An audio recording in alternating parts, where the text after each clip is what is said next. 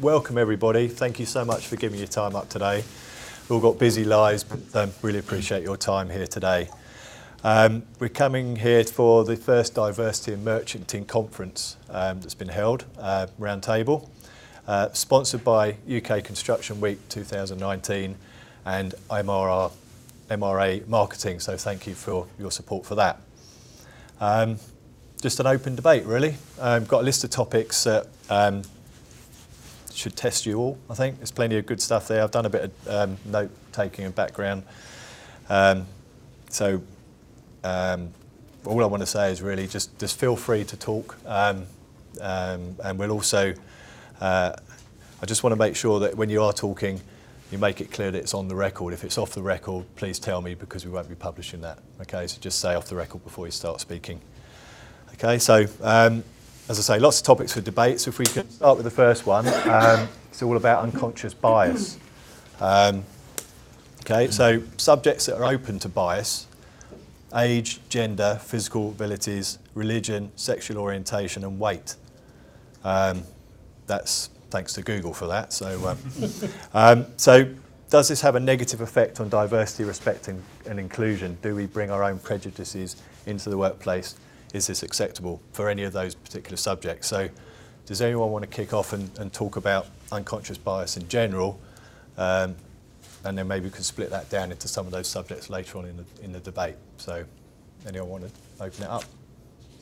Well, I think the answer to the question is yes, we all bring our unconscious bias to work because everybody has them. And I think the big opportunity is to be aware of your own unconscious bias so that you can then at least appreciate it as you are doing a hiring or interacting in the day.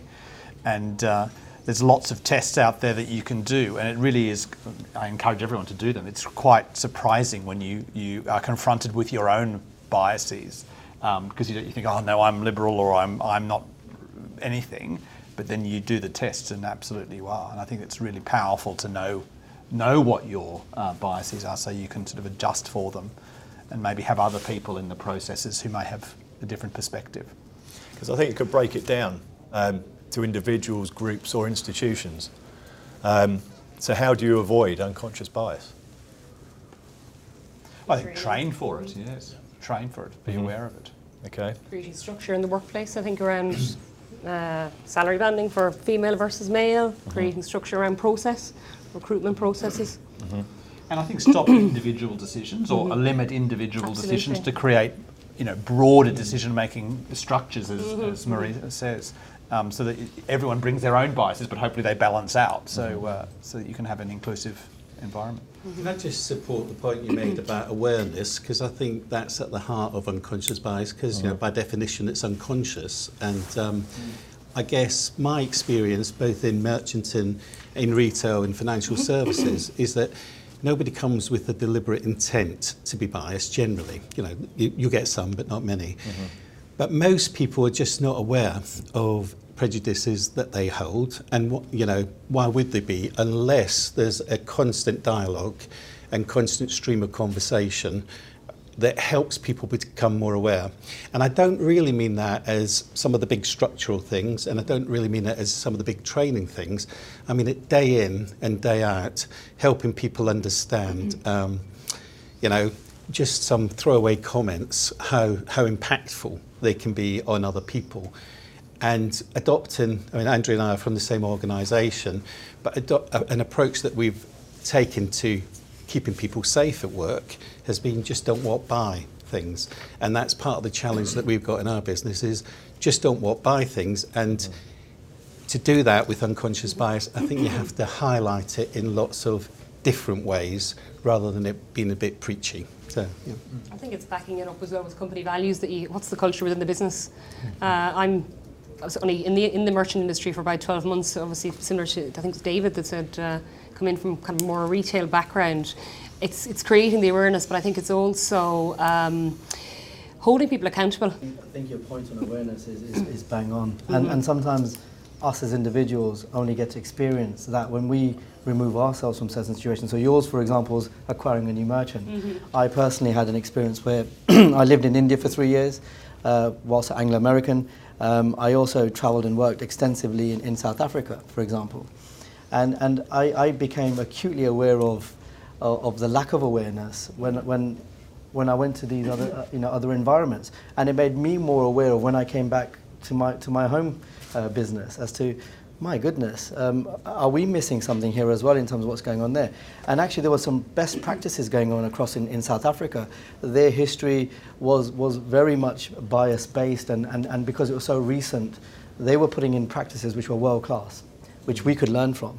And the polar opposite was when I was going to some areas in India where there was blatant reverse racism. I'm an Indian, and but I have an English accent, and but I felt excluded from certain things because of a clique approach, etc.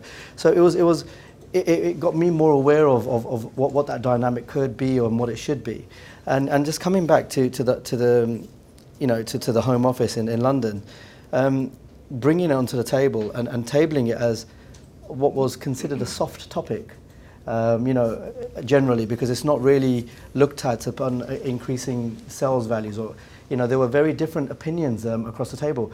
They all started dovetailing as people started becoming more aware of understanding what this unconscious bias could do to damage the business, and that if we could actually address that, become more aware of it, we actually became more resilient, became more safe, became more profitable, and all of these things were kind of intertwined. So that was quite an interesting kind of a look into how different countries, different businesses, it depends how far you want to go. Everyone's at a different stage on planet Earth in terms of what diversity, unconscious bias is. But understanding that in our multicultural country, and thinking that because we're multicultural, all of these things have sort of just miraculously disappeared is one end of the spectrum. And then it's understanding maybe where we are across that spectrum and what to do, because the one plan's not going to work for you, me, or everyone else. We've got to have the ability to understand perhaps where we are for our setup. I think it's the same for us because we're based in Eastbourne, so our colleagues in Parker Building Supplies, we don't have a diverse workforce. You go into London, you go further north, and you work with every kind of type of person, etc. And for us, I think because of our location, we're going to have to do some more around, I suppose, showing them examples of what potentially scenarios could be where this is important. So it's just location is probably not helping us out at the moment with regards to where we are. I think we just have to be, when it comes to unconscious bias, not thinking it's your silver bullet. And I do come across this quite a lot with organisations where they go, it's okay, we've done the unconscious bias training, so we've absolutely got this down. And it has to come into practices. So there was even an organisation who said, yeah, we can't always have diverse interviewing panels, but it's okay because they've all done the unconscious bias training, so there will be no problem. And it's to your point exactly, David, you have to bring people physically into the room who think differently so that you can honestly counteract any bias. Because you're right, we all have them, they're not going to disappear. You can be more conscious of them and therefore go about consciously including off the back of knowing what your unconscious biases are. But you have to try and give everything a fair representation as much as possible and make sure you've got different perspectives in the room. Yeah, I think just to build on that and the awareness point that John brought up, the training just puts the awareness out there, but the real power comes when it's not the diverse person who is picking up the bad language or the racist activity or the homophobic activity or the gender bias activity. It's when, in our industry, the white middle-aged bloke is picking up the issue because he's aware of it. Because if you're the diverse person, you're keeping small. You don't want to be the flag waver, and that's the awareness piece. That's when you really start to get that momentum. Because it's the same as safety. Don't walk by. Exactly. Don't walk by any comment that says someone's a this or denigrates that, and that's the real power when you create change. And there's also the point about, as leaders in organisations that employ lots of people, we can have an impact broader than our businesses. Because if we're training people who work in our business who don't get access to this kind of information, that goes into their lives. The whole person comes to work, and that has a ripple effect, which I think is only positive. I do think the point that you made earlier, though, is fundamental, which is it is a cultural shift. So not only in society, but also within businesses themselves. And it has to be a shift of that culture that then becomes part of the way that business thinks and breathes and operates. And over time, the people become more in tune with that way of thinking. I don't think it's something that you can force or make happen. I agree, yeah. I think it's something that happens by osmosis, and the truth is bias is always going to exist.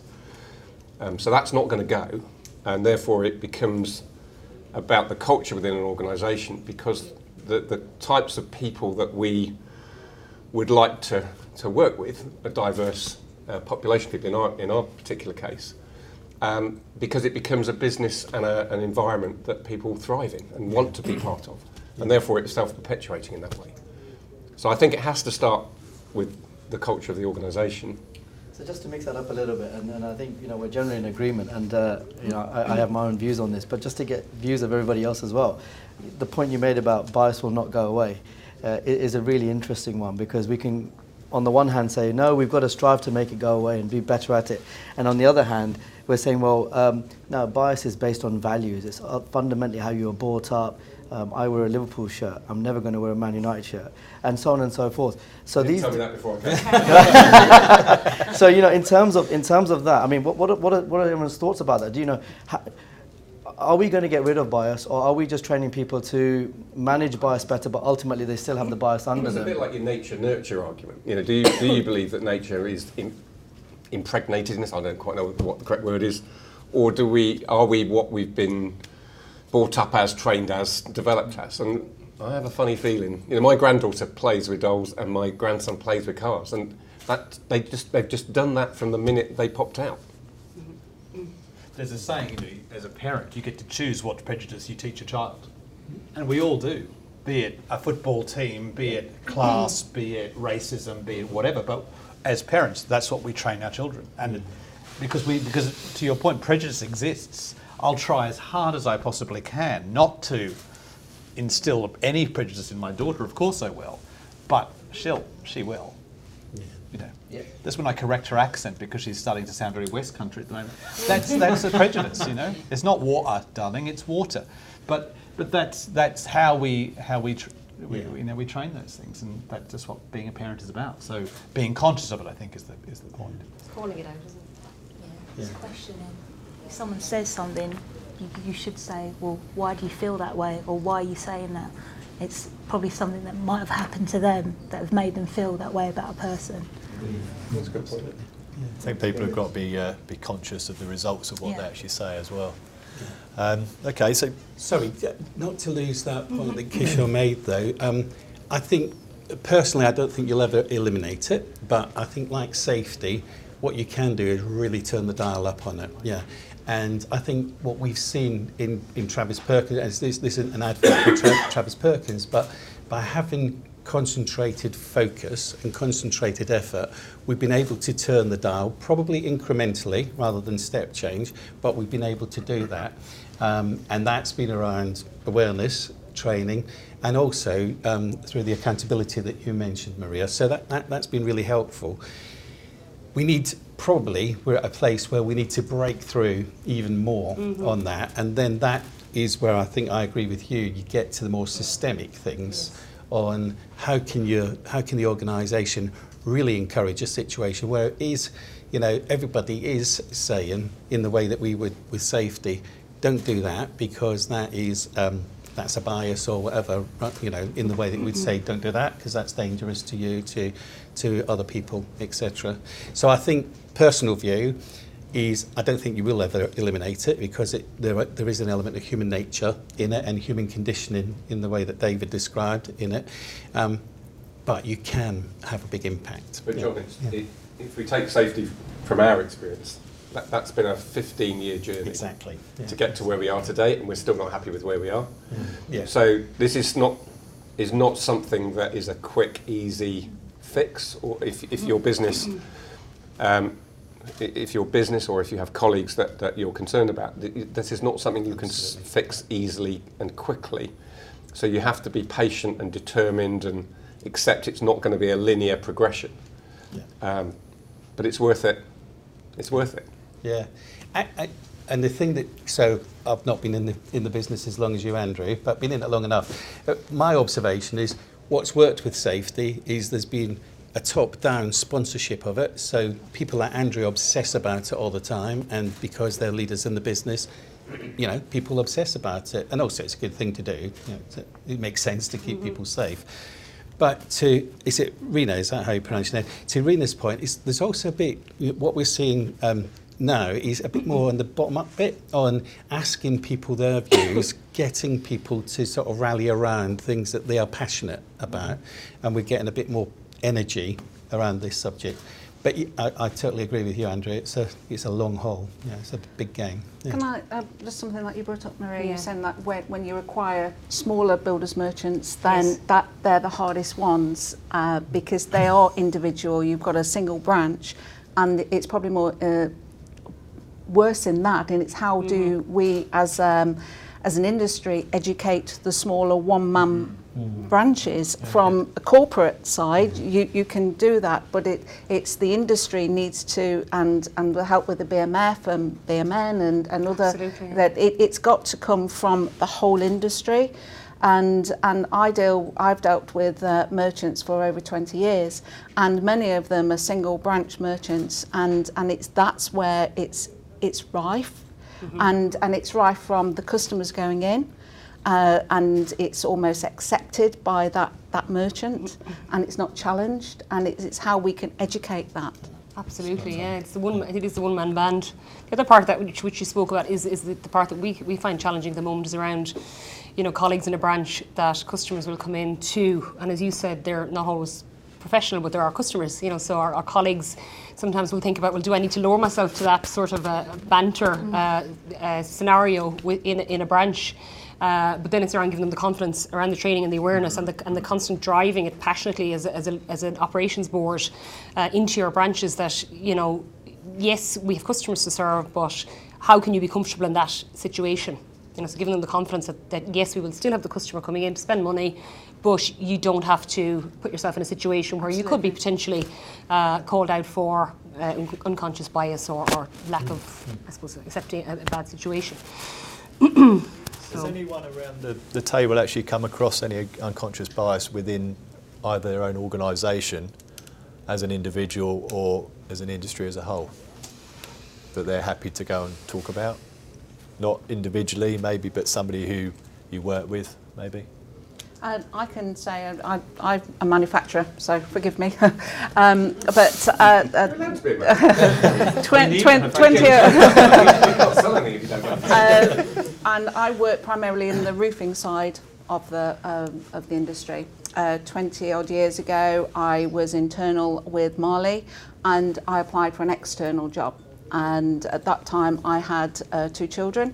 I've still got 2 children, but they were 10 and 7, and I wanted to go for this position of working as business development for merchants, independent merchants.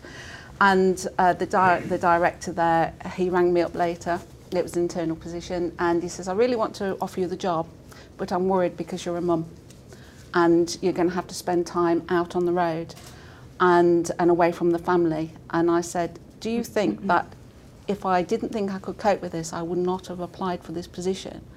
And I says, "And also, we have in our industry, in our company at that time, very many single fathers who were doing external sales." And he says, "I've not even thought about that." He says, you've got the job if you want it." And that was my first sort of bias within the industry. Mm-hmm. So there were males in the same position who had children, but they weren't asked a direct question themselves. No. Okay.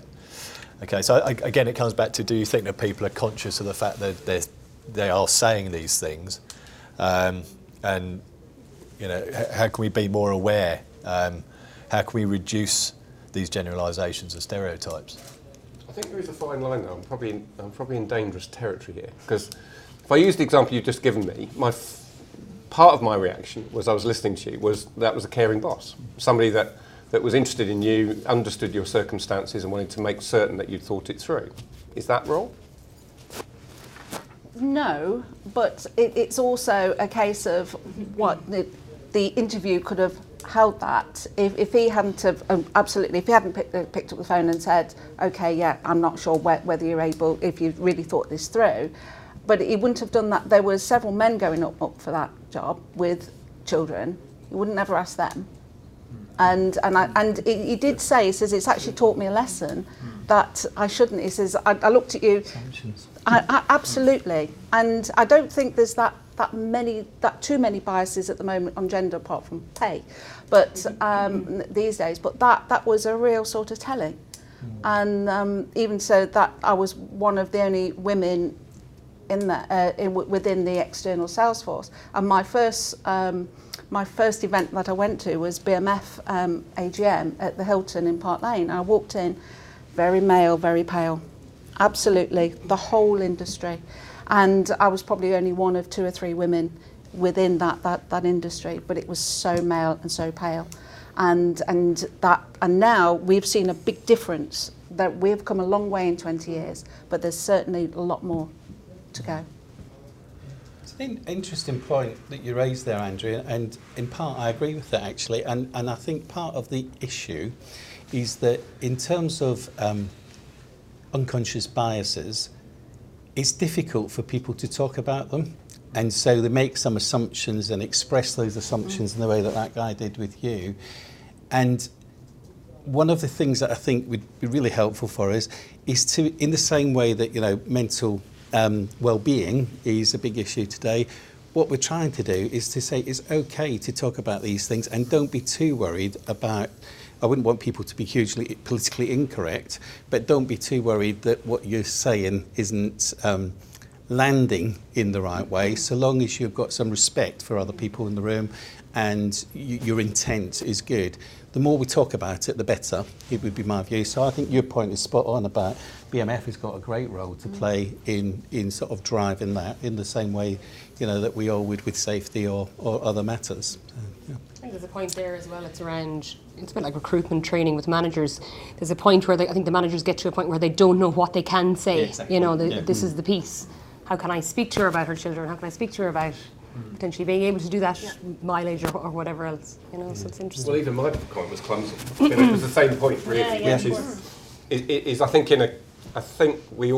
there ought to be room to show that you care, and the roles of how families work are very personal to the family. Every family works a bit differently, but the fundamental is still the same, and therefore. But 20 years ago, I said this is why we've come along that's such a long way in 20 years, because the life-work balance is now recognised then as, certainly as a woman in the industry, you had to work harder. You had to be seen to be wherever you needed to be, because not once would you raise I've got the children to collect.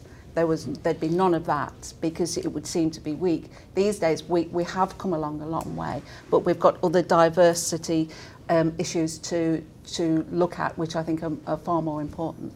I think our language, so much of it comes down to our language, and I think whatever you're going to ask, and parenting is often the common one, you've just got to be prepared to ask it of everybody in the room, because you know, some people say, oh, well, I wouldn't take on that woman because she's just got married, therefore she's likely to have kids soon. But they wouldn't think of it of a man, yet he might take shared parental leave. You know, you can't assume anything. So it's perfectly okay to talk to employees or prospective employees about their personal life, so you can start to understand a bit more about who they are, and also how, as either their employer or prospective employer, you can support them.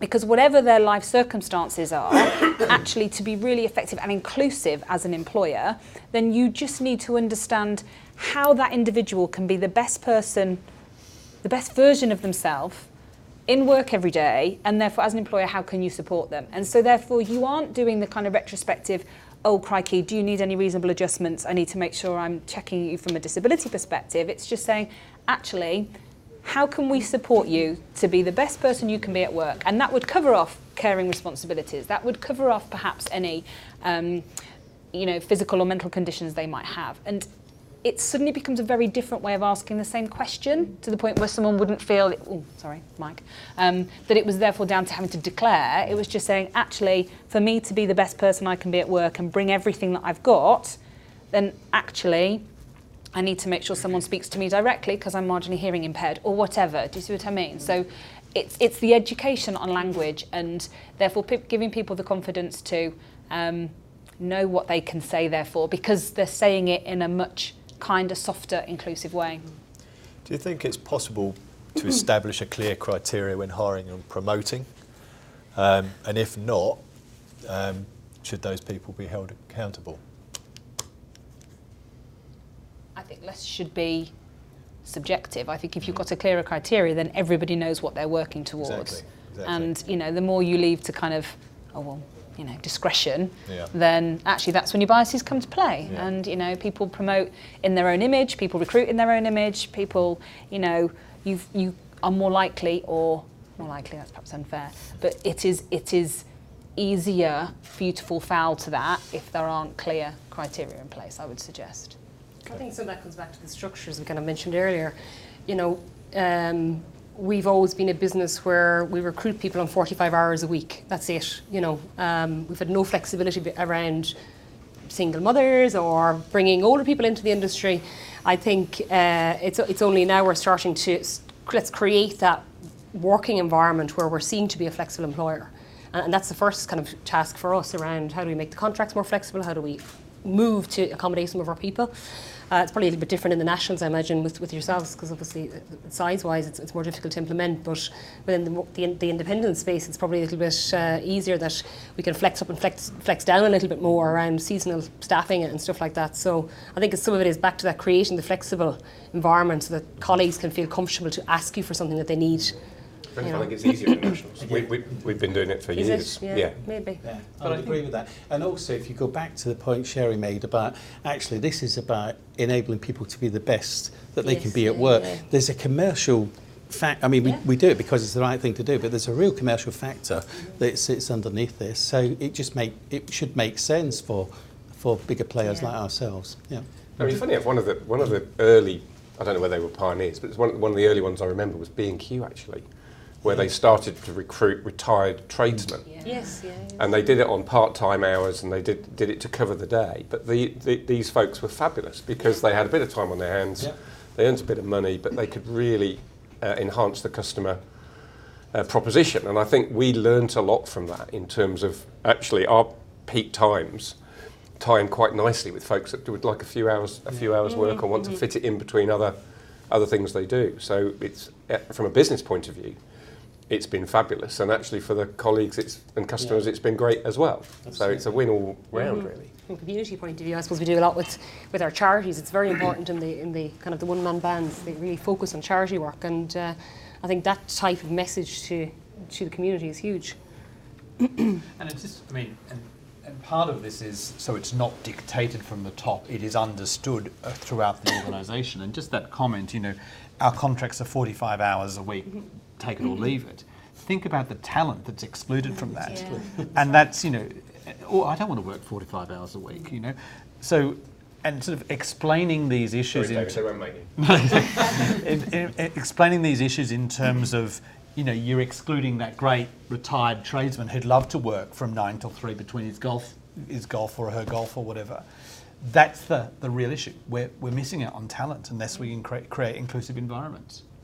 And on the point that Lynn raised around, we have to celebrate more men who are doing the childcare and saying, "Oh, I'm leaving now to pick up the kids," not because they need an easy ride, but because we need to say it's okay for anyone to leave to go pick up the kids, because the sort of society we want dads in kids' lives.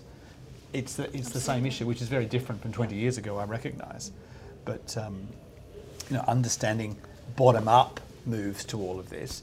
And the other issue for the industry is the next generation of young people we want to employ, their mums have worked. They have been brought up in more equal households. They've seen female prime ministers. They've seen diversity at the top of our society. It's normal to them. And they come into some of our environments and they go, this isn't for me, and they bounce out again. And that's the real risk for the industry with most of the industry is 55 plus and due to retire in 10 years. So we've got a real structural challenge. Okay, there's plenty to think about there. Lots of issues. Can we move on to the next one, workplace inclusivity? And the first part of that is merchanting an open workplace for people with disabilities.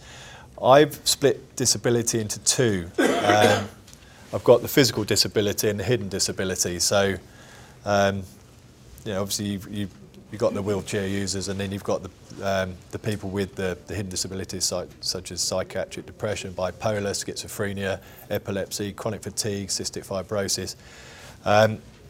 10 million people have a limiting long-term illness. That's 18% of the population. So that's a lot of people that aren't working. And there are 13.3 million disabled people in the UK. Again, that's a lot of people who aren't working in our industry. So is there opportunities for people in the industry? It says here at branch and head of office sites. Are we cutting off our nose to spite our face by not employing disabled people in this industry? I don't think it's not employing them. I think it's what are we doing to attract them. I think we don't see a lot of people applying for our jobs with disabilities. I do have people within the business with disabilities, but I think we're missing out on a huge range of people, as you say, around is it that we're not employing them? I can't see them approaching at the moment. Maybe that's because of our jobs being very manual, whether it's in the yard or it's hard to get people to apply for builders merchants anyway. Physically, yeah. Able-bodied. So it's how do you overcome that as a whole? To be honest, There's a couple of things in that though. Actually, how do you know whether or not you're attracting people? Because is it a declaration thing? That's the other piece. So that's one thing.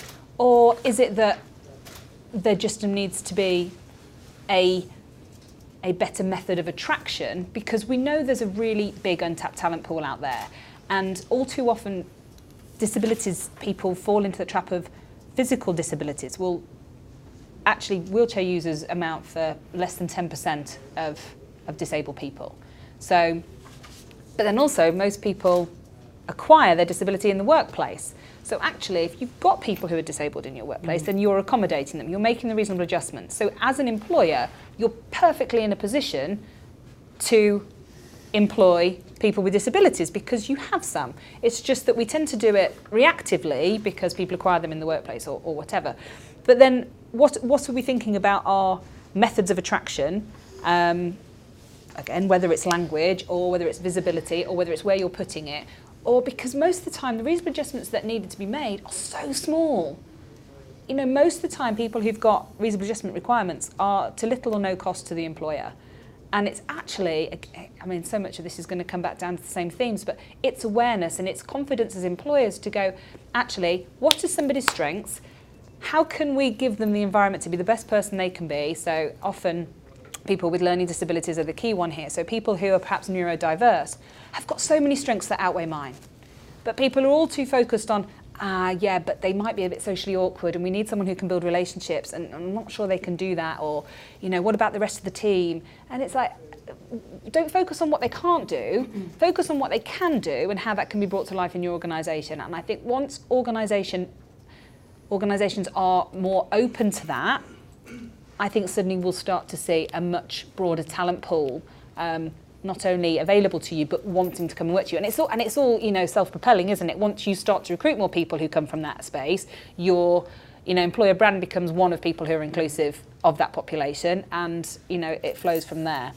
I think to support that happening as well, thinking of some of the kind of the colleagues we have in the branches, there is some work to be done around educating our managers and having the HR and occupational health support in place to be able to support these people, and the managers in running the branches to be able to support the people, because the challenges we find sometimes is that they just don't know how to respond to the person. They don't know what reasonable adjustments they can make. Can they make them? Have I got the ability to make that decision? So it's really just ensuring that support structure is there for them, and whether that's occupational health or it's clear processes around how you approach a situation.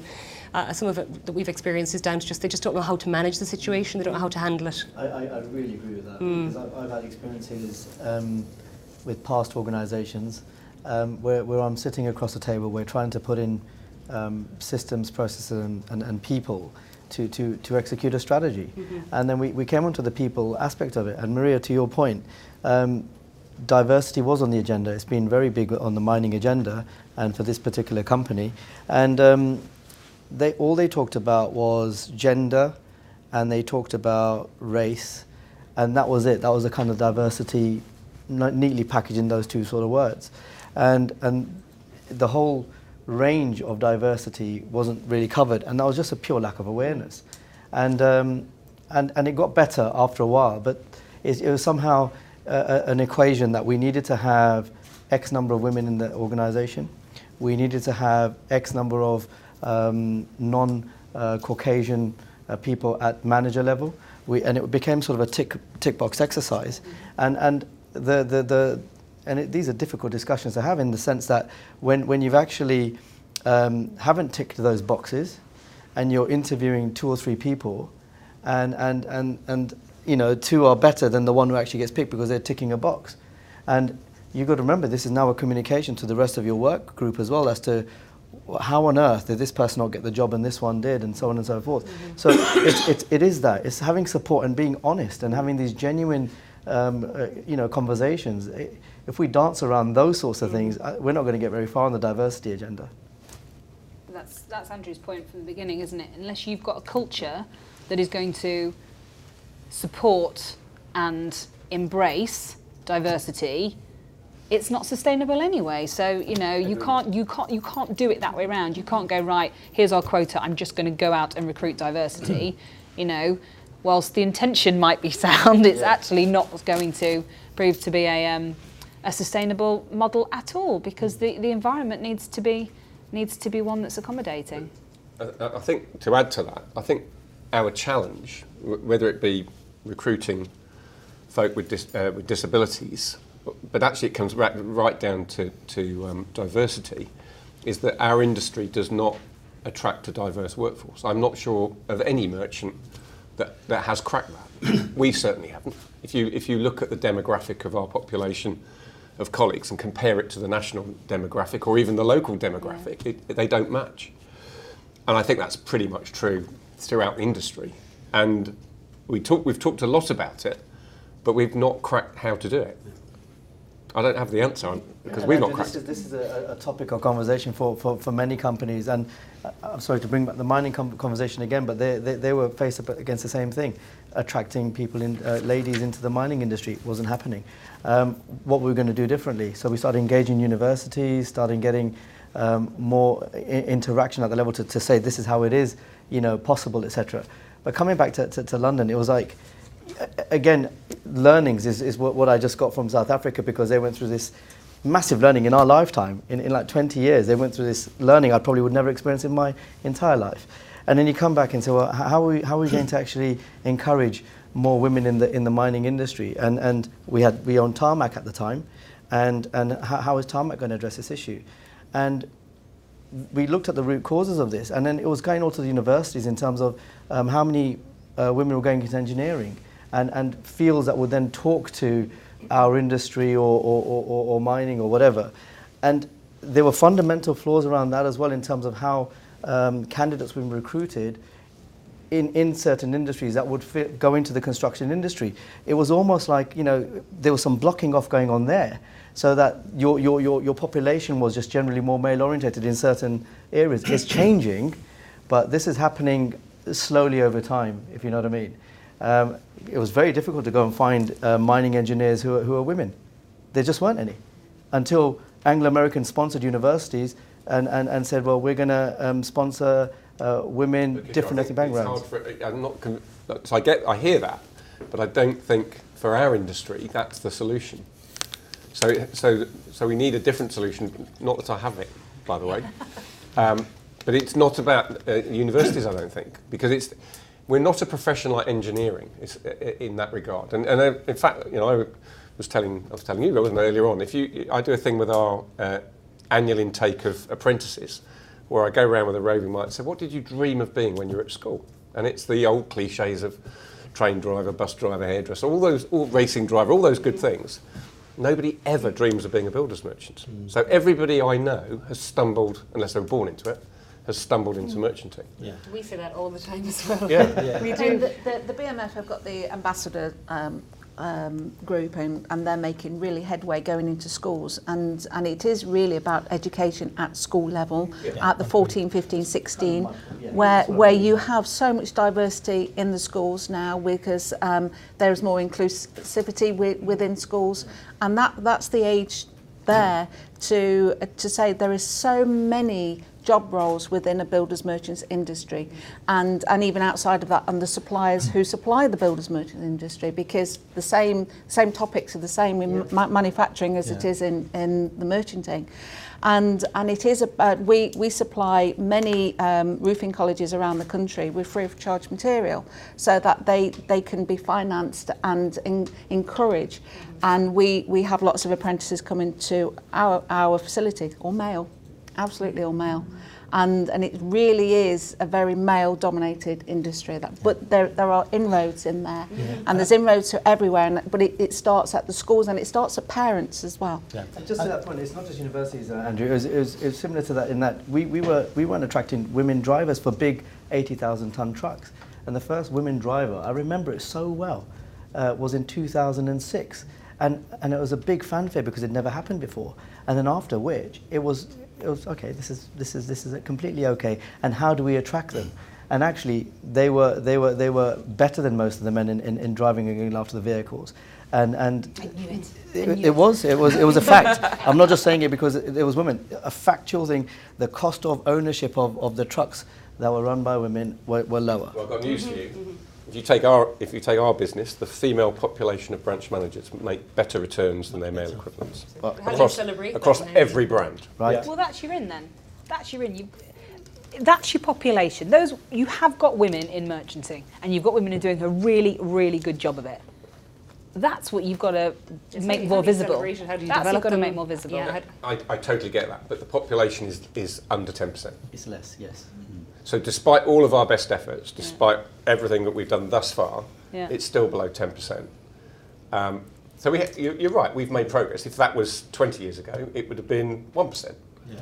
But it's been a slow change, and we've not found the magic bullet, if that's the way of describing it. But this isn't a quick thing, is it?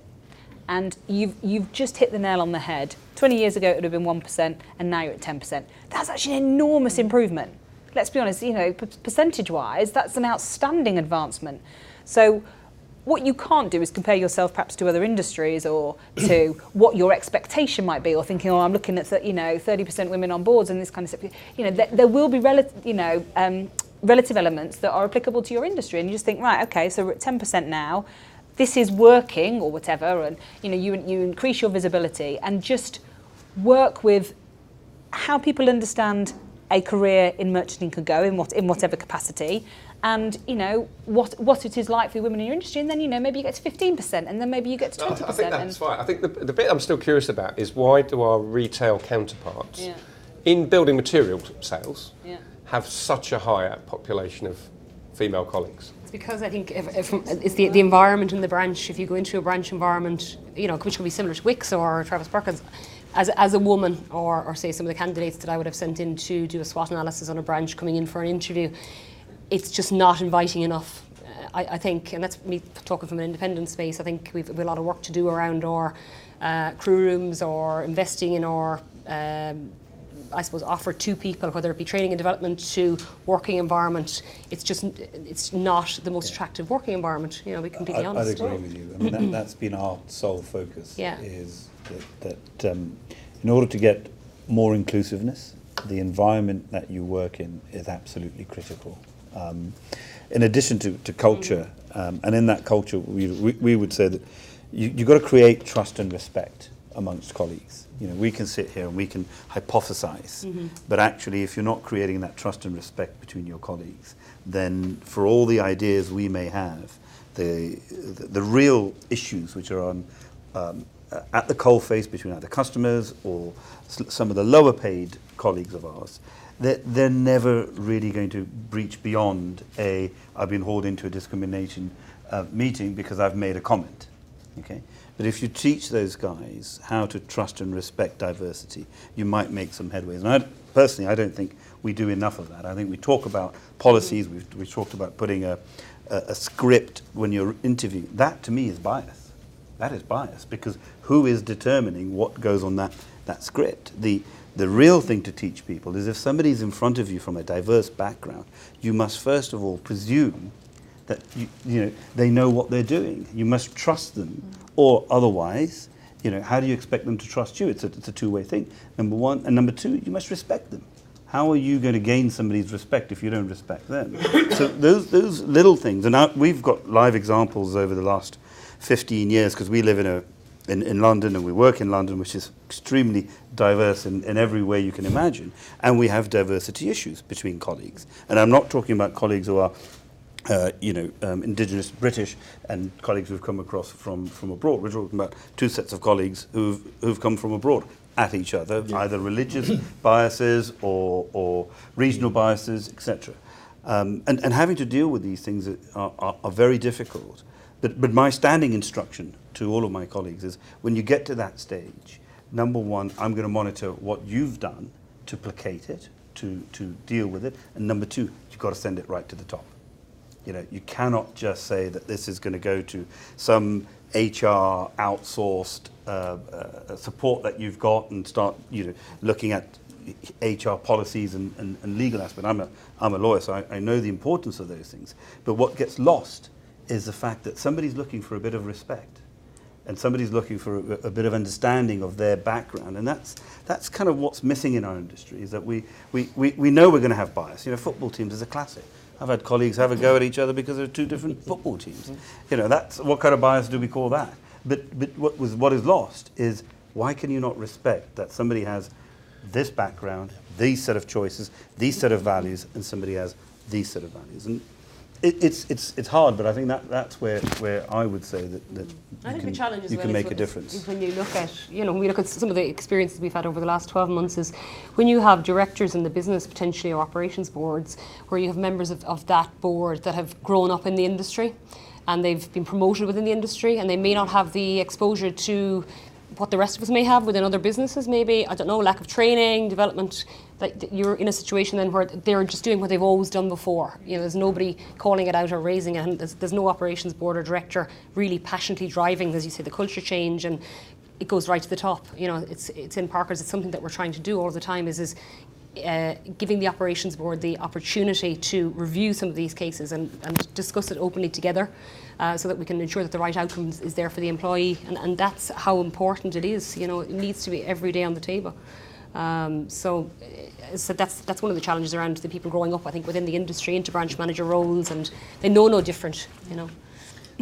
Coming back to the point of environment, I do think that somebody made, I think yourself said that the one single branch owner-manager type business has a very different view on these things as perhaps the rest of us, and that is where the industry has its biggest challenge.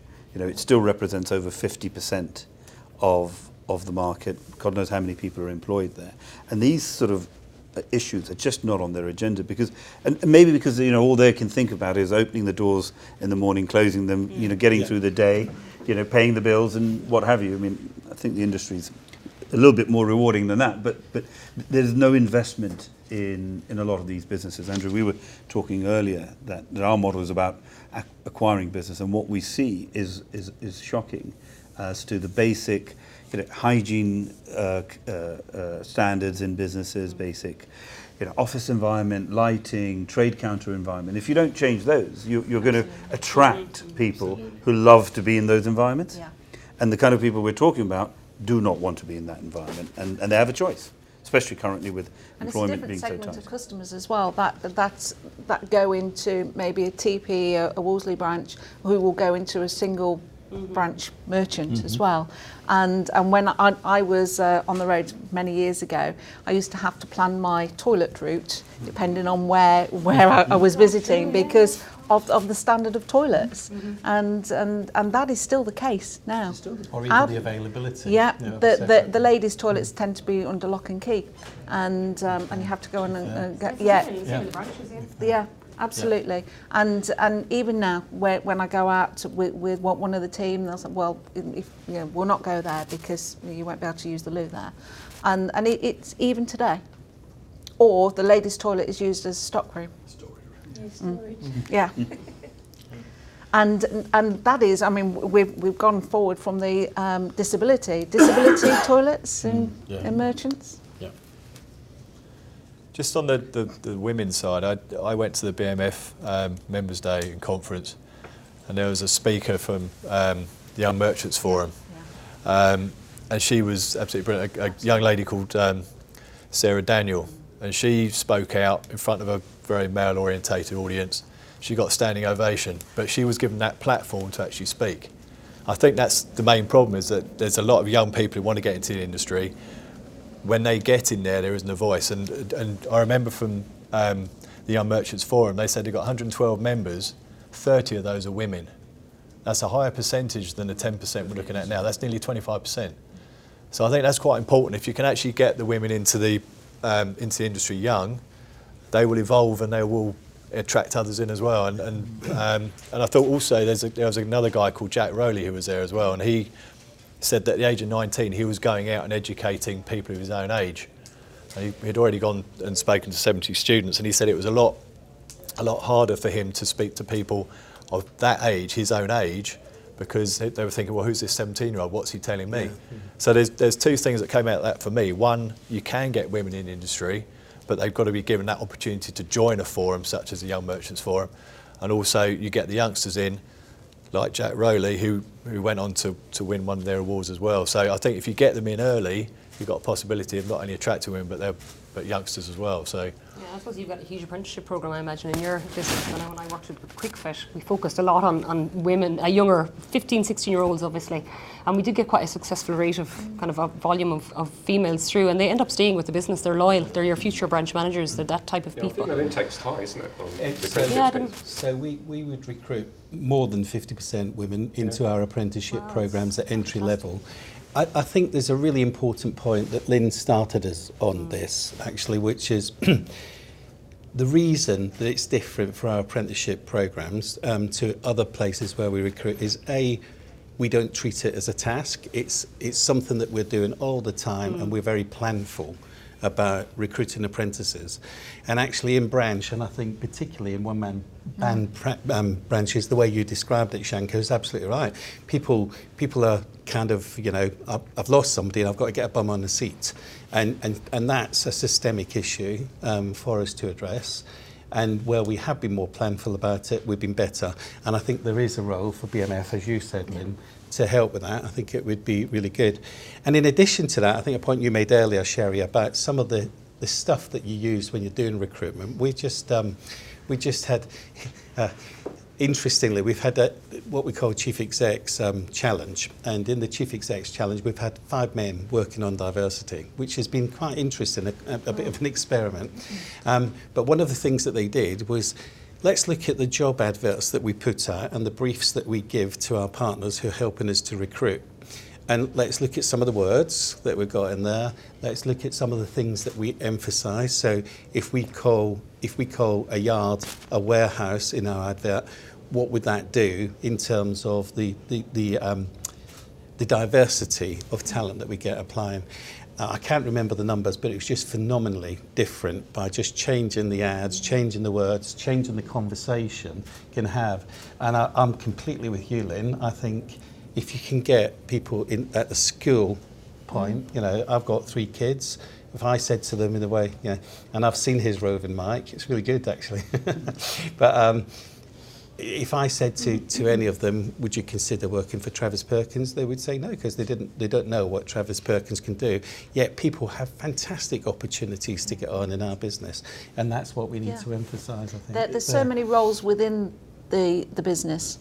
And I think that's almost unique to builders merchants, and it's so different to retail as well. It's you go into B&Q, but you go into builders merchants, and they are so much more experienced and understanding of where the product is used and the application of that. They know what it's for, and you have so many SKUs that you just have to be an expert in, and continuous training that is done. BMF offers some brilliant training as well. But it's just really getting them in. There's marketing, there's sales, there's stock control, there's computers, there's IT, there's the legal side of it. There's absolutely everything within that builders merchants. I think as we invest more in the industry, you know, we don't really talk, I suppose, from Parker's point of view, coming in with a fresh pair of eyes from the HR point of view, we don't really talk about the times 100. We don't talk about the big initiatives. I suppose maybe you do in Travis. But there's definitely some more work I think we need to do around why aren't we getting ourselves up there on that list? Why aren't we working with good suppliers? We're launching an engagement platform today to colleagues within Parker's, and it's huge for us, you know, absolutely huge. But this would never have been the norm because they never would have known it was there to offer, you know. So it's why aren't we reaching? We're trying to do similar sort of initiatives, and it's taking a lot longer because when I engage some of my longer-standing colleagues who started with me in creating this business, you know, the shock horror when I say we're going to send out an engagement survey and we want to discuss about inclusivity, etc. You almost, they almost throw the business is changing its culture, and interesting, this is where our industry does fall apart. It hasn't had enough time, as we've said, 20 years is what it took in some industries to change their view. This industry hasn't really started until maybe about 5 or 10 years ago to start changing some of these biases and some of these views. It doesn't mean that the people are bad people. No. They're just limited by how much they know. And unfortunately, a lot of them don't step outside of their own environment to find out what they don't know.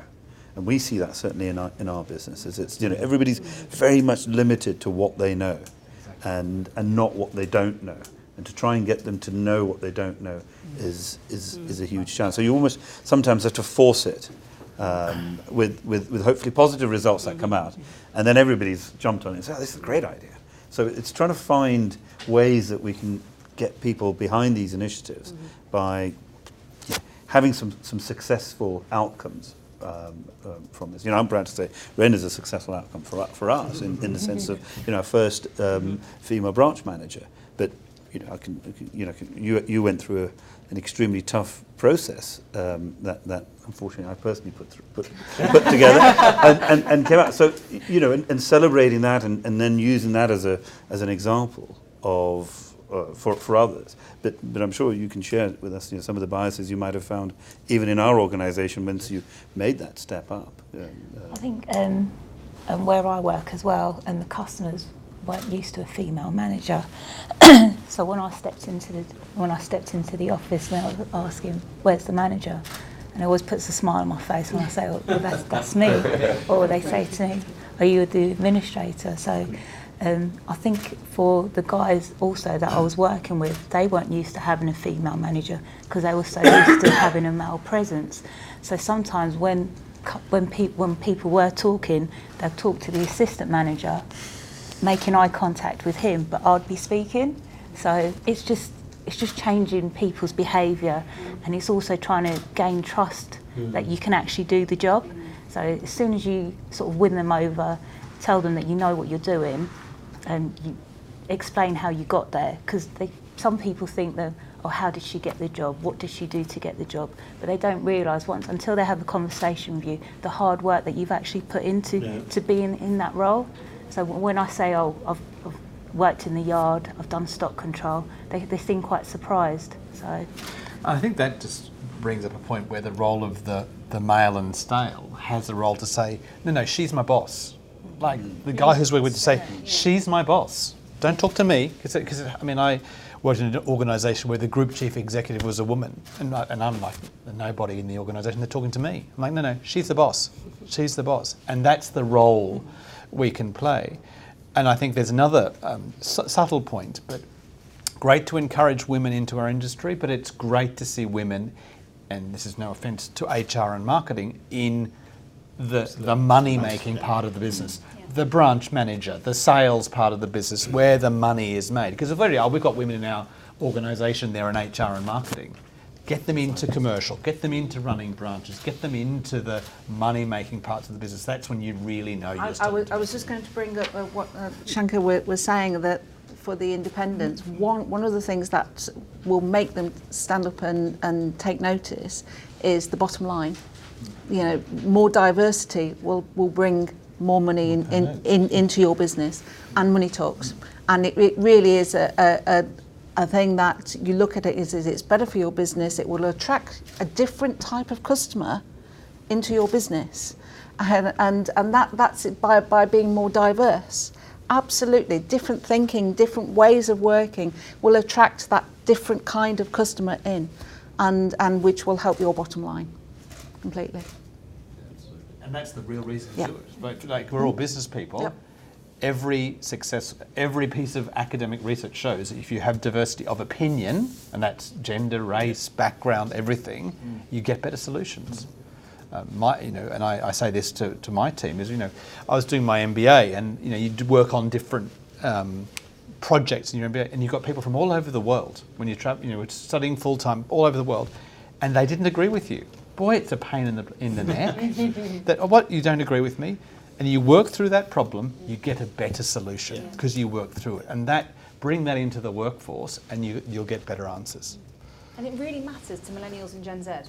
It does. Really matters. So, by nature they expect to move on quicker. They're not quite so appealed by jobs for life and this, that and the other. But I thought it was really interesting, Lynn, your point when you said actually within Builders Merchants, the opportunity for anybody to learn in different roles is actually a real selling point when it comes to these new generations coming through, because they have an expectation of really fast promotions, or at least really fast opportunities to be developed.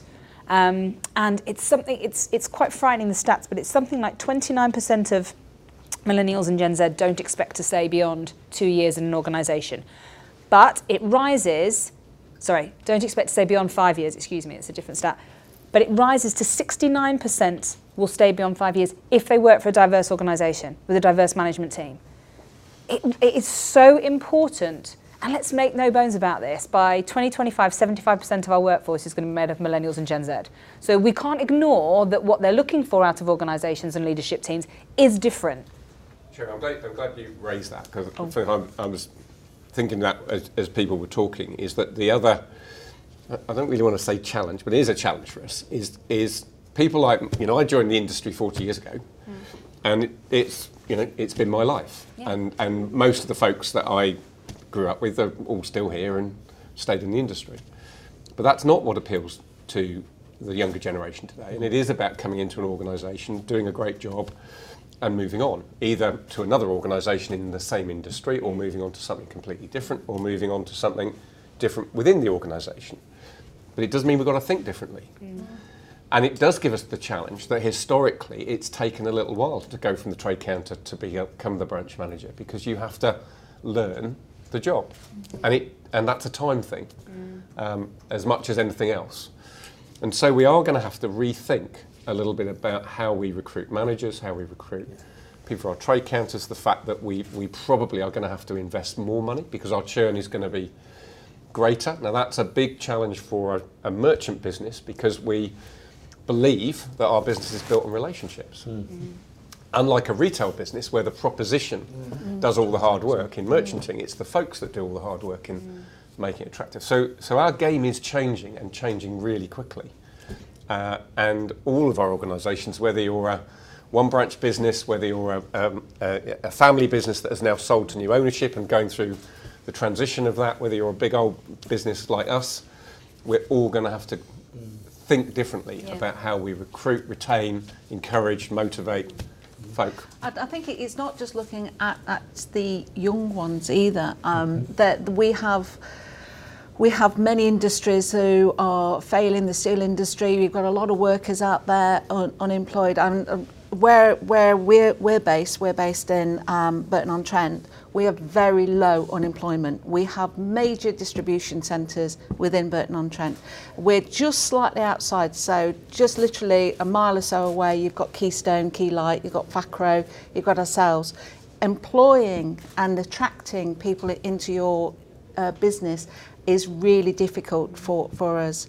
And we go to shows, we do an awful lot locally, CSR, we promote ourselves at the local football clubs, because getting people in, and it's so really difficult. But we've got a population, so in Wales you've got the Tata Steel that has gone. There's those kind of industries that are failing, and maybe more will go there, I'm not saying the B word, but after that as well, that we can tap in to these other age groups for re-education. And I think that's something that we look at the youngsters, rightly so, but there's about retraining. That's a great point. Yeah, And that's something that we need to focus on as well. yeah. Second and third careers is becoming Yeah. because you're right, we're working longer, Yeah. and we can and we want to and we need to or whatever. But yeah, it's a great point, Lynn. Can I move it on to, well, it leads on quite nice to what you're saying, Lynn, about attracting people. So the ex-offenders, does this industry have a good record for attracting ex-offenders in? Do people know of companies that have got ex-offenders on their books? We haven't done anything with it yet. Okay, from a can I- diversity point of view. I know one of our competitors is doing a lot on that, and the Worshipful Company of Builders Merchants have joined on that initiative. So I think it's personally, it sounds like it's at its early stages, but something that perhaps is a great opportunity for merchants, because we talked about some of the attributes, or characteristics of this industry: outdoor working, physical, etc. Are we ignoring a section of society who actually quite enjoy that physical and aspect? ex-servicemen as well. And ex-servicemen, And yeah. which I think is a big tapping. So both have been promoted heavily by the Worshipful Company of Builders Merchants, but I think it hasn't gained as much traction as one would have expected. Maybe the negative stereotype there. Again, I've gone onto gov.co.uk. These figures might shock a lot of people around the table actually, but half of companies would not hire an offender. Only 17% of ex-offenders managed to land a job within the year, but 2/3 of companies that have employed an offender would do so again. 79% of people think business employing ex-offenders make a positive contribution to society. 92% of industries say it enhance their reputation if they have one. So there are a lot of positives coming from that. I don't know what could be done to try and get those people in, but the figures speak for themselves. If we are struggling, is it something that the merchant sector can look at to try and get more people who served a prison term on their books? We've just started looking at it because of what I've just said about trying to employ within the production facility of Midland Lead. It is really difficult. So it's something that we've started to look into. There is skill shortages across the merchant sector, so I mean, if you're not looking at that, that's one massive area. I think how many young offenders there are as well. Builders Merchants are doing some work, aren't they, with trying to, within London, working with the other livery companies to put a programme together to find work for ex-offenders, particularly within London, which we're going to support. Shank, I'm not sure if you've been asked to support that. We're looking into that, yeah. So I just mentioned the Worshipful Company have done something. We used to do, I don't know if you remember, John, in hire, we used to send all of our hire kit into the prisons to be serviced. So there are other things rather than not just employing, but actually supporting the prisons with providing work for people. I mean, Shankar, you said earlier it's early stages, isn't it, in this? And you also mentioned about the ex-military.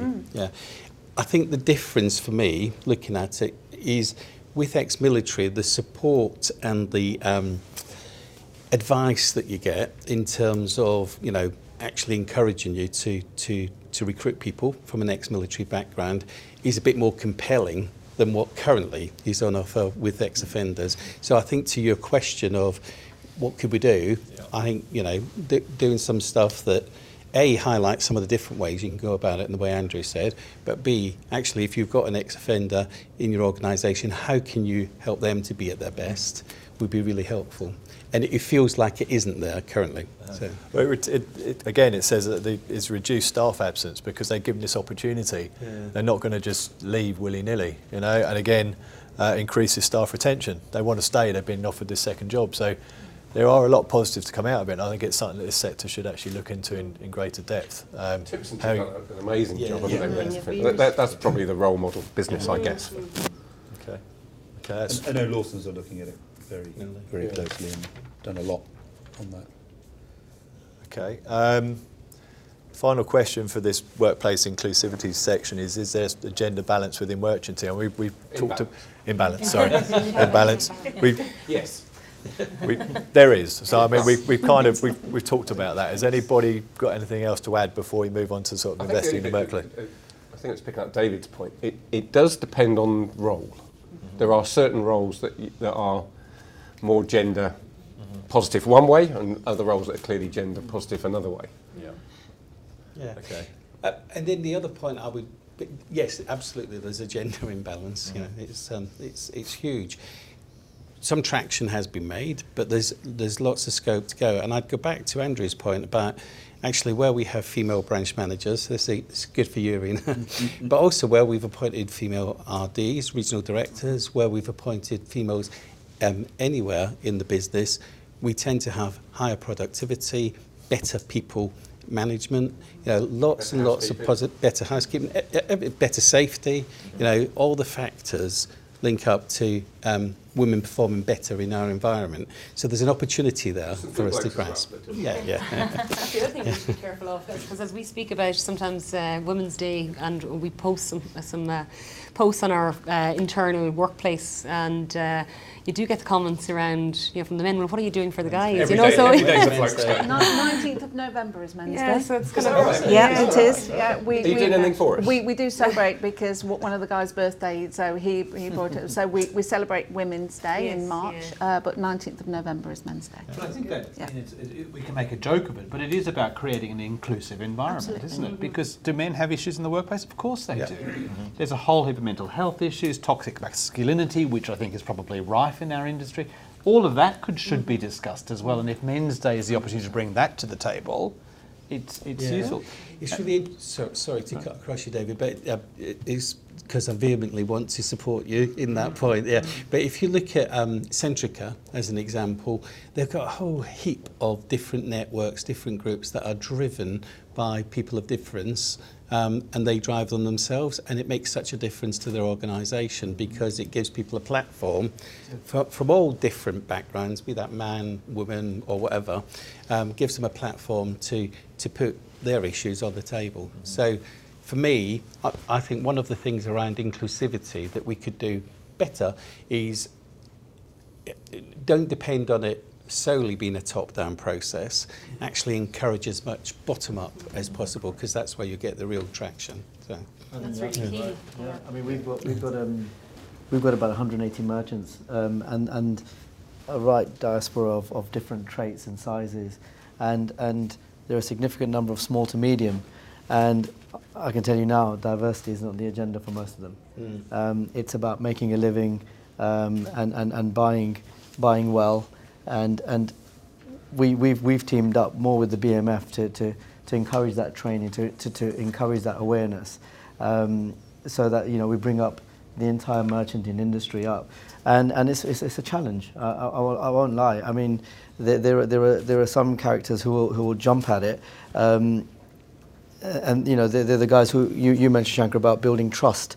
And trust is such a good word. I mean, that resonates through to a lot of our members in terms of building that trust and having that respect.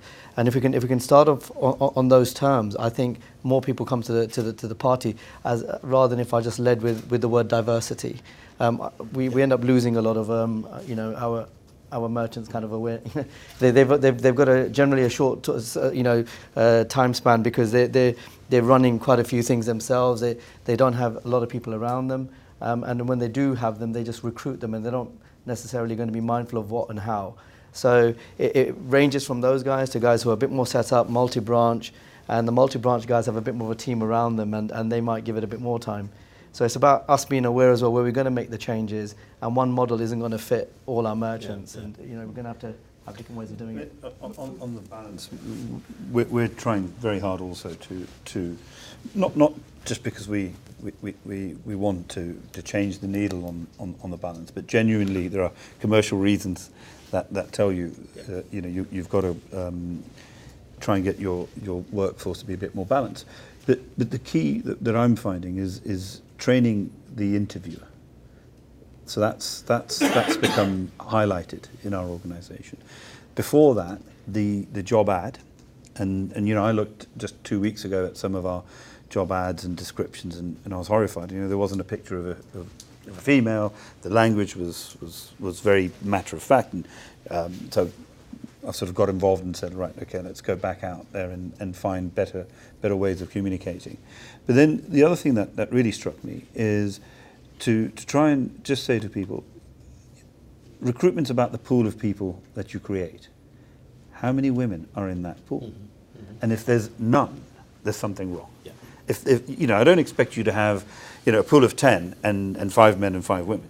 But if there's 0, then there's something wrong. Because surely we can get 1 person out of 10 or 1 person out of 3. So we're trying to break it down into those little steps that hopefully, over a couple of years, as you get successful, candidates come through and they're the right choice for the organisation. Everybody in the organisation sees that as being the norm. Yeah. This is what we do. I think you make a valid point, because HR is now sort of passed down to managers, and we've just touched on it earlier that some managers are promoted because they're good at a job. Now, just because in my sort of experience, just because you're good at sales doesn't mean to say you're good at managing people. Your best salesman is probably not one you want to promote. And that is, and what an example is, we in a company I worked with, we had a very intelligent doctor who was head of research, or researched the way. They made him department head. He was not a people person at all, and should not have been a department head. He needed to be there doing what he did magnificently well. He lost so many people from that department because he was not a people person.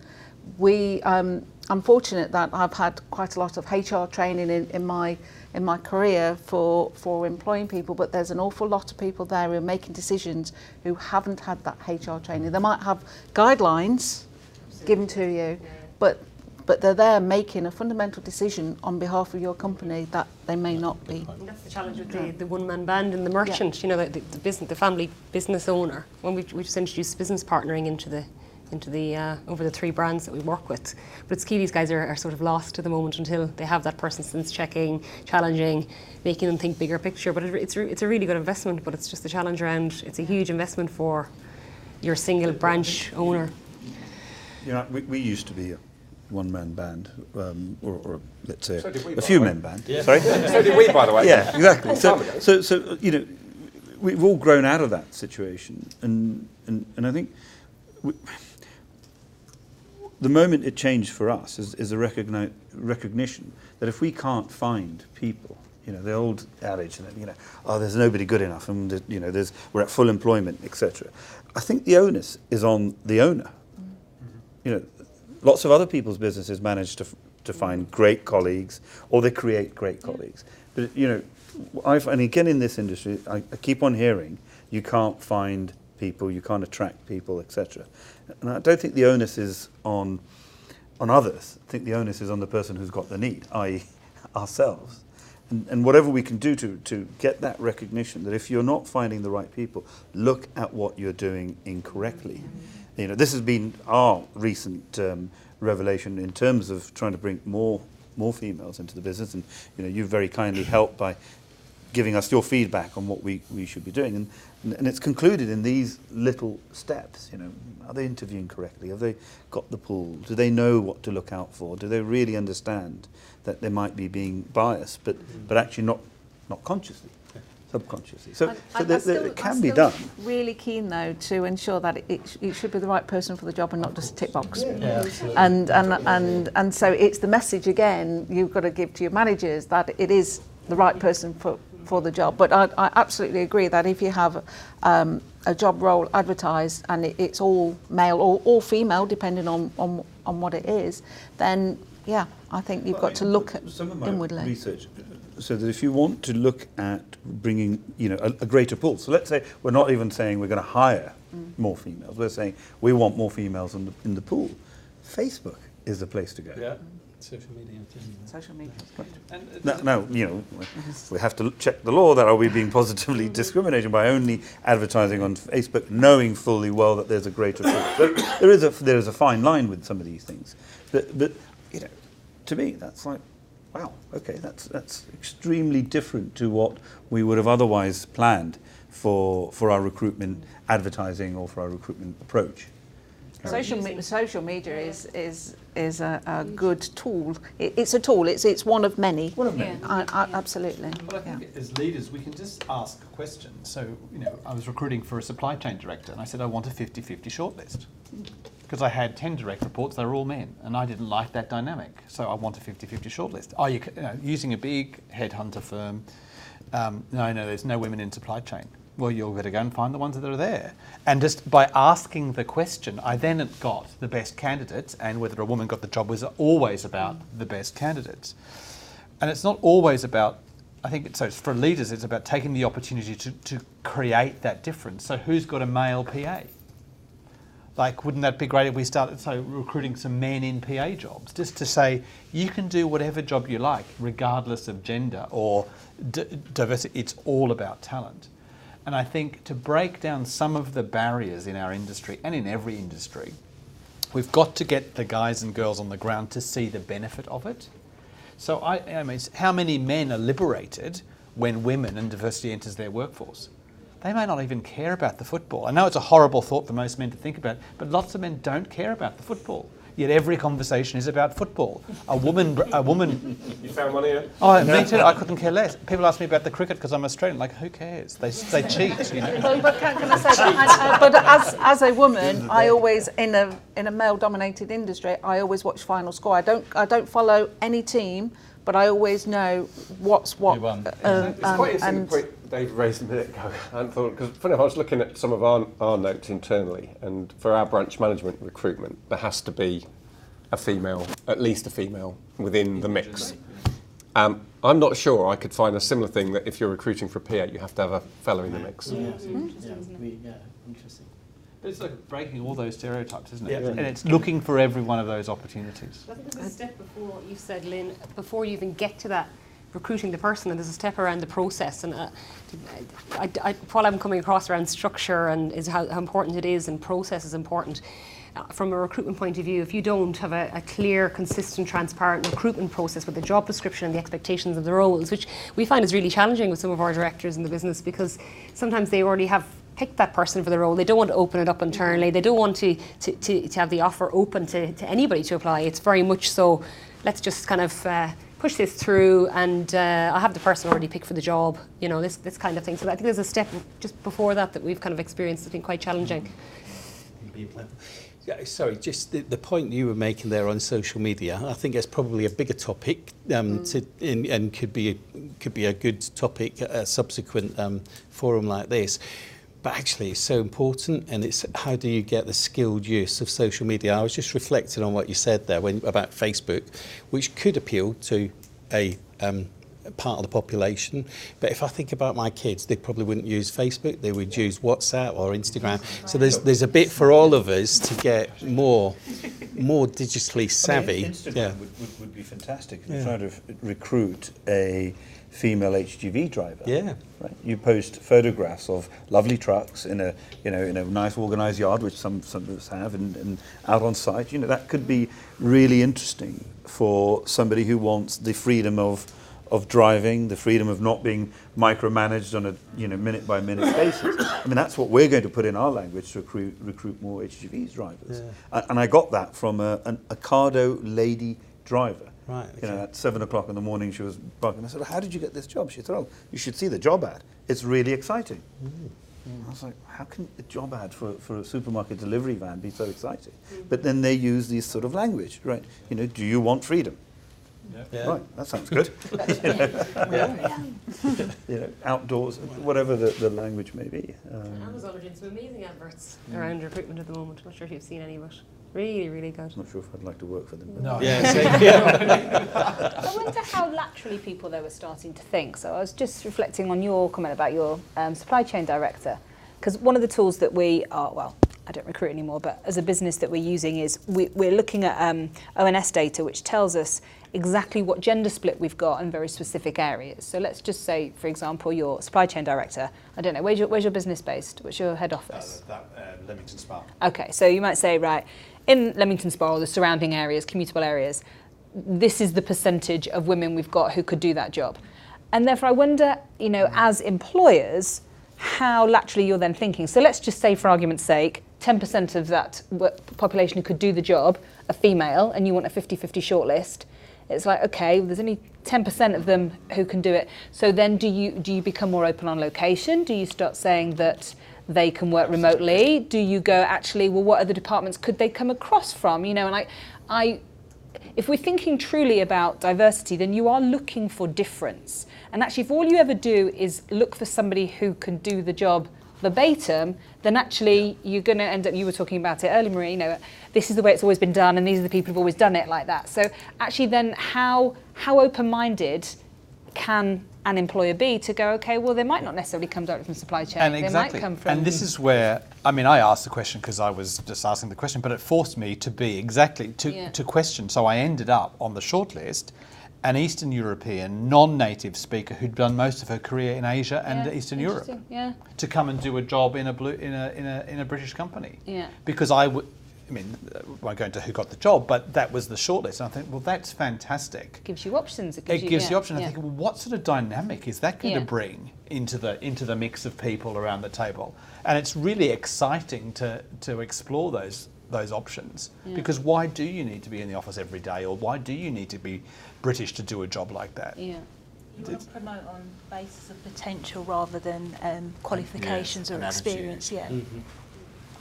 Okay. It's also about using our, we spoke about social media, using our women or our people with disabilities to actually go out there and tell the story. You have a fantastic lady in Wolseley and Eastbourne. I said to you, Danielle, on LinkedIn. This lady is on there every day. Yeah, she's doing great. She's doing a great job of engaging her teams, just fantastic with her customers. And she's one that we all speak about in Parker's, actually. So really fantastic. And just building on Maria's point there, we had a conference recently, and there was a big thing about, everyone hashtag Wolseley Trade Show, whatever it was. And I went onto LinkedIn, and it was all over the place. All these, they weren't the 55-year-old branch managers. They were the younger boys and girls in the team who were like all over the place. It was brilliant. And all completely on brand, no stupid things. It was all fantastic. Yeah, it's fantastic. I'm conscious of time. It's 12:30. We've still got a section about investing in the workforce, so if we can all move on to that one. Just want to ask if anyone saw Britain's Got Talent on Saturday night. Unusual question to ask, but apparently the judges stopped for a minute and they said to the people in the audience, forget about the competing acts and speak with your loved ones at home. Okay, and that was a part of their mental awareness campaign. Now, mental health is a major issue. It was a massive part of the BMF conference. I was lucky to attend that. We feature on that a lot. But the fact it's reached a TV programme, prime time Saturday night, shows the kind of level that it aspires to. So as far as that's concerned, what are companies around the table doing as far as mental health?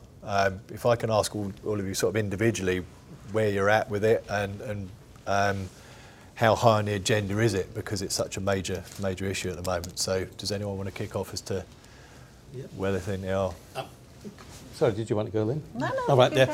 So it is high on our agenda across Travis Perkins, but at a starting point, I guess, is probably where we would go. So some businesses, it's very high. So if you take BSS as an example, they're coupled up with Mind as their charity that they work with and work very actively with. And as part of that, we've then got a really powerful mental health awareness agenda for leaders. So there's a session that we do, and that session is facilitated by a real story of a very high performing, high potential manager within that business who, with that manager's permission, we talk about their story and just make people aware of were there some things that you could have been aware of that you weren't, and then point people towards, and what supports have we got within Travis Perkins to help you? You know, we're in a fortunate position to have some really good supports available. So that's probably the most advanced in our business. But I think across all of our businesses, it's definitely on the radar, and there's definitely plans to increase managers' It's a bit like diversity, really, in that there's a comfort level when starting off a conversation there, and a comfort level on knowing where to go for support and to what extent you can support. But once you get that out there, you can make good progress. So our businesses are in different places, but it's absolutely on our agenda, and I can only see it featuring more on our agenda going forward. So. And it is helped. There is a society shift. You know, I think this year particularly, with the various initiatives and awareness programs, physical programs on TV and the like, I think everybody is much more aware, and people are starting to talk openly about. You know, the reality, it affects all of us. You know, there'll be nobody in this room that has not at some point, and if you haven't already, I've got bad news, because it's coming at some point, that has periods, dark periods in their life. You know, everybody will have one personally, and they will certainly know family, friends, colleagues. So it's something that affects us all. So, you know, we're talking about it more and more, and I think that actually is the key, is to bring it out and let people feel comfortable to talk, because you know, life is not always a bed of roses. I think because of the nature of our industry, where we've all concluded that it's very male bias, and it's the male population that suffer the most with mental illness, especially in the construction industry. I think it's on every agenda, every supplier's agenda, and ours. We've worked with ACAS over this last 2 or 3 years, looking at welfare facilities within our organisation. We are quite male dominated because there's only really men who can work with lead, because of the women, if they're pregnant, it could have a problem. So we've got a very male populated employees, and we're very astute about mental health, and our HR manager has been on an intensive course that is going to be brought down to all the management team to go on as well. I think it's something that we're all very aware of, and from the roofing sector, it's very rife in the roofing sector with suicides. And as I mentioned before, I work within the Women in Roofing, and we had a conference this year, and it was diversity was on there, and mental health was on there, and there was quite a few male roofing contractors there who are aware and actually implementing that as well. So I think the more that celebrities can talk about it, the royals are talking about it, it's there in every, but the construction industry is absolutely rife. It's a very macho industry. And I think this just goes back to inclusivity and diversity. If we create more diverse environments, we'll create environments where you don't have to fit into a version of masculinity, which might allow people to talk and solve the issue. It's because it's absolutely key. You know, I'm Australian, living here, some of the wealthiest countries in the world, but with some of the highest male suicide rates globally, which is just, you can't explain it. And it is something to do with a version of masculinity or an environment that we need to do more on. It comes back to that BMF talk that we had on mental health, and we went back and we put that on our agenda item, say, well, what are we going to do about raising the awareness with our merchants and also with our suppliers, and try and get our suppliers to engage and help us, because some of the suppliers are bigger organisations, they have bigger budgets, and it's on their agenda. So we put that on our agenda, and it was really heartfelt. And David, you mentioned about toxic masculinity. It's rife, and some of our merchants, if somebody talks about their feelings, they were just the piss taken out of them. I mean, well, really, is that how you feel? And it wasn't encouraged. And what we started to do is raise awareness of what that could do to the person in terms of going home and what it could mean for them. And it started having quite a positive impact. And it's a journey. It's not something that we said, oh, we've done it now and that's it. I am the ambassador for our organisation, and we are trying to push that out. We're going to be doing regular articles, raising that awareness. We do need help in that area, and I think if we can all partner in any way and share best practice, which is something that I'd say to the BMF as well, then that's something we should do as an ongoing thing. But is it down to the fact that blokes just don't talk about anything to do with their health? And this sector, as we've already alluded to, is mainly guys. So it's going to have a common problem in here. It's going to have a common problem in construction industry, all male orientated. But it's events like the BMF conference where they had two guys who, anybody who was there, it was absolutely amazing. These two guys just talking on stage, and one guy was about to jump off Waterloo Bridge, and the other guy saved him. You know, and it started with the words, "Can I help you, mate?" And it was just so moving, seeing these two guys. And now they're having meetings with the royal family. They're giving talks all the way around the country. You know, and this guy just was at the point that he was going to commit suicide, and that I was one of the people in the room, and I immediately thought about mental health and about my mental health, and you know, and I think if you can even get charities involved in mental health within your organisation, you know, so you're giving something back and you're raising awareness. Yeah, absolutely, Tim. We've partnered up with Unitas, which is a wonderful charity where they're giving houses across the country, you know, like safe houses almost, where they're just taking kids off the street. They have, you know, basketball courts, studios, awareness, counselling, all sorts. And you know, certain parts of the country, they're now you know, appealing to the main government, so it shouldn't be council funded. But we're actually helping the community to such an extent that crime has measurably gone down, knife crime awareness, all that's going down, and this is all stemming from, you know, these wonderful initiatives, fantastic mentoring, and we're now trying to hold some of our team meetings at some of these sites. So one's open up in Hendon, so we say let's go there. We're encouraging our merchants to use that, to say, well, why don't you have a workshop where we talk about, you know, everyone may have heard about visible felt leadership or management by walking about, but what does it actually mean to you, and how are you having the right engagements or interactions with your staff without making them feel that they're being interrogated, and we're passing that on, and how are you actually just having a decent conversation? And to be fair, most people are having a conversation, but it's the usual conversation as opposed to a conversation that maybe needs to be had, and it's about raising awareness on that as well. So it's something I hope to share as well once we have our next one. But that initiative, I think, is one of the best things we're doing. I think it's back as well, isn't it? The trust you spoke about, the trust piece earlier. You know, I don't think we have a challenge where our guys won't speak to us. You know, as you mentioned earlier, I think it's more around building the relationship so they do trust that they can have the conversation confidentially. We haven't done anything yet from a I suppose Parker's point of view. We are launching a campaign the end of November. We are doing some smaller bits and pieces here and there. There's World Mental Health Day, I think, on Thursday. Tea and talk sessions within the offices, that type of stuff. Or at a local level, we give the line managers the ability to do something. You know, so it's up to themselves. They own it, they lead it.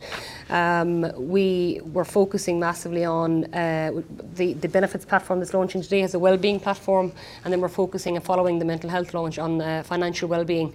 I know, Travis, you guys have done huge work on that. I've seen some of your material on it, and it's really impressive. But it's one of the areas that the company we met last week spoke about around mental health in construction, and the rates, stats on that. And both of them are linked, realistically. And how do we ensure that we have the support around the likes of financial well-being leading into the mental health support to make sure that our people are safe, you know. So it's really, really good to hear it. It's refreshing to hear you all talking about it today. So giving me some ideas to take away back to the company that I work for. It's the same with health and safety. I mean, people take health and safety seriously to prevent accidents, and I think generally within business they should have the same outlook as far as mental health is concerned.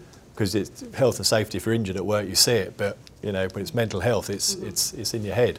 So maybe that could be something that could be introduced into board level, where you've got a mental health person representing the company in that area. We as a company have just been looking at our values across, and one of that was the word care, and it's about caring for each other.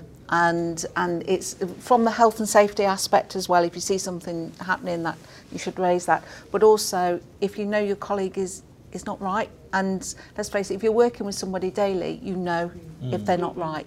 And it's having that ability to ask that question, and so it really is. It's caring for one another, and care can be flippantly used, but it's that you know your work colleagues. You know if you're on a production line and something isn't right, speak up.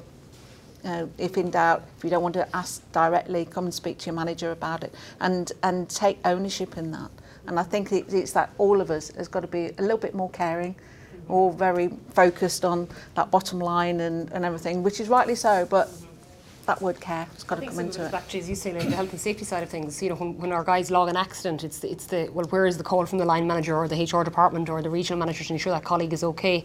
One of the biggest, or one of the most frequent areas, I suppose, we see the mental health support needed is HGV drivers, whether it's accidents or serious accidents or just suffering with depression and anxiety. So since I've started with Parker's.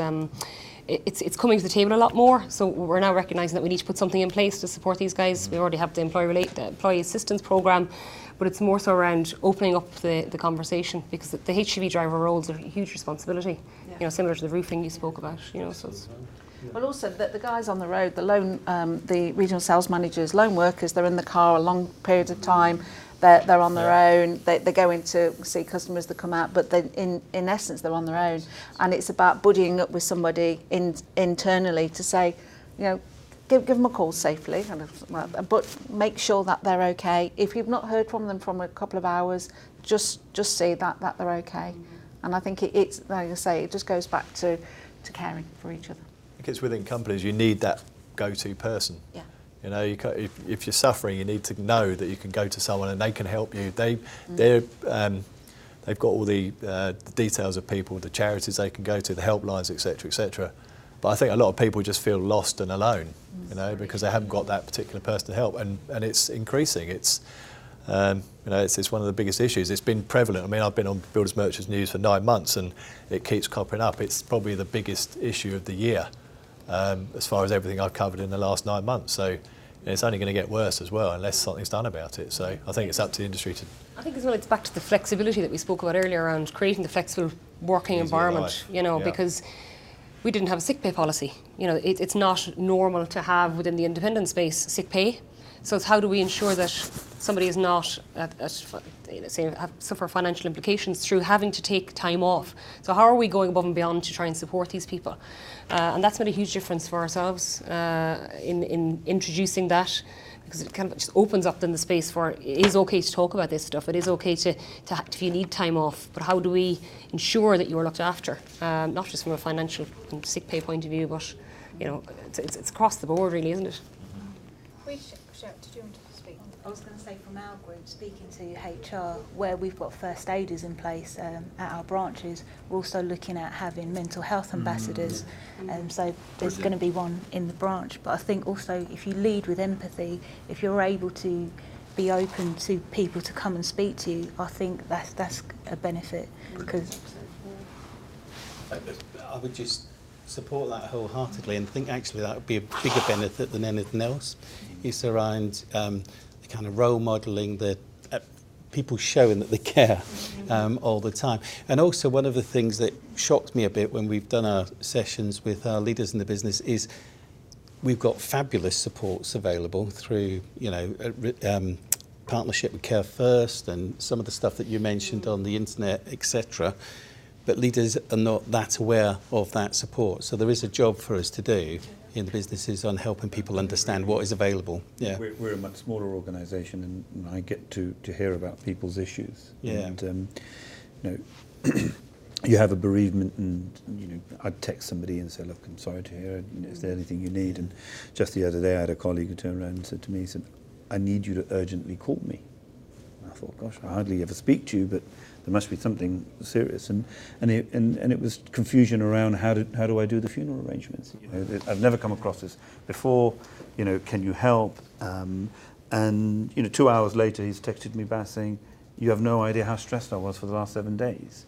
But obviously, he wouldn't have had the experience or even the connections to deal with X, Y, and Z, and I didn't know that how difficult it is to arrange funerals in this country. It's become very expensive and all the rest of it. So, just allowing people to reach out to the right people makes a huge difference to the colleagues. I had another example of a meeting we had the other day, and one colleague called me up the next day and said, "Oh, this other chap, is he okay?" I said, "Oh, it's perfectly fine. I'm with him every day. He's happy as Larry." He said, "I don't know, he just didn't look right."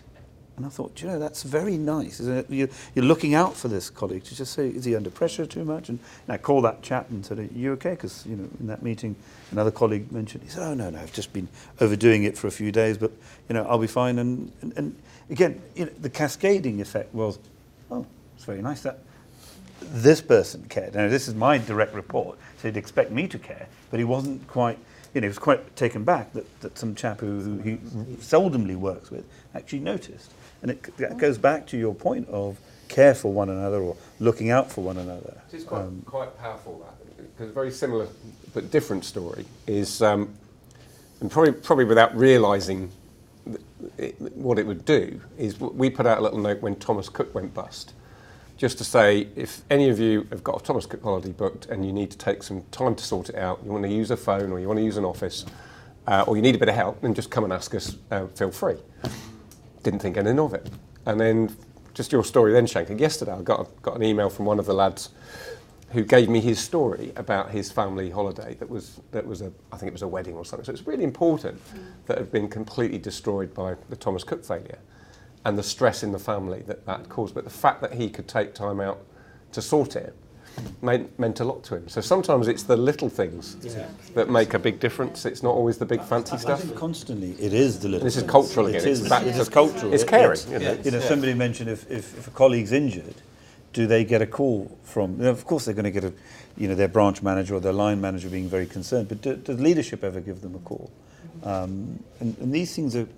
They're much more difficult to do as your organisation becomes bigger. But as your organisation becomes bigger, there are other people you can task to make sure. It's down to training again, isn't it? And making sure. Shankar, because I think I keep using this flipping word cultural because I can't think of a better one. But when we have an accident in the business, one of the things that, to be fair, as John Carter brought in, is we never refer to stats. We only refer to people. Yeah.